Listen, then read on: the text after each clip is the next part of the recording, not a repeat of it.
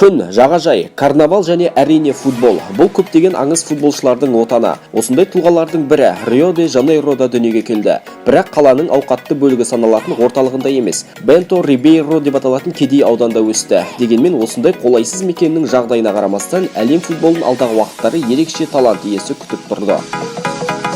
Футбол мансабындағы алғашқы қадамын Крузейрода бастаған кейіпкеріміз бір маусымдағы 57 гол соғады. Бұл жайт тек жанкүйерлерді ғана емес, бүкіл футбол мамандарын шабыттандырды. Роналдо кезінде Крузейроға $50 000 ауысса, сәтті өткізген маусымнан соң оның құны 5 миллион фунт стерлингке дейін көтерілді. Және осындай суммаға оны голландиялық PSV сатып алады.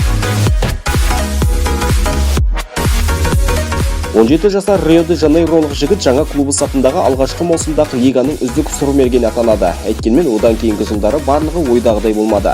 Жарақаттар, бапкермен келіспеушіліктер оның өзге ұжымға кетуіне себеп болды.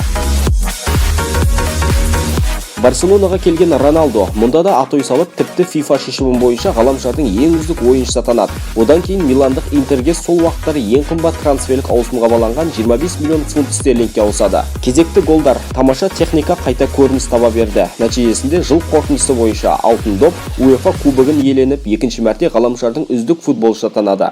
Роналдо қатарынан 2 рет осындай атаққа қол жеткізген тарихтағы алғашқы ойыншы.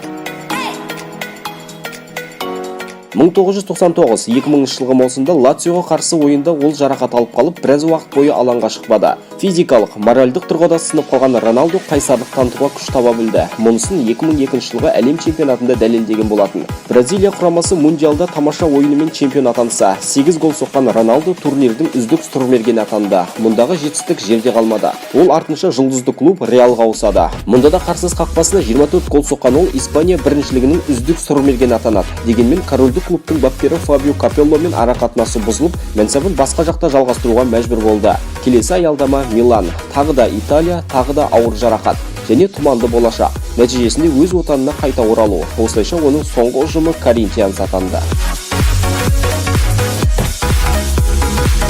Роналдо қайда ойнаса да, оның көрсеткен футболы әрдайым тиімді, жарқын және есте қаларлық эмоция сыйлаумен болды. Ол осындай. Роналдо Луис Назарио ди Лима, әлемдік спорттың айнымас аңызы.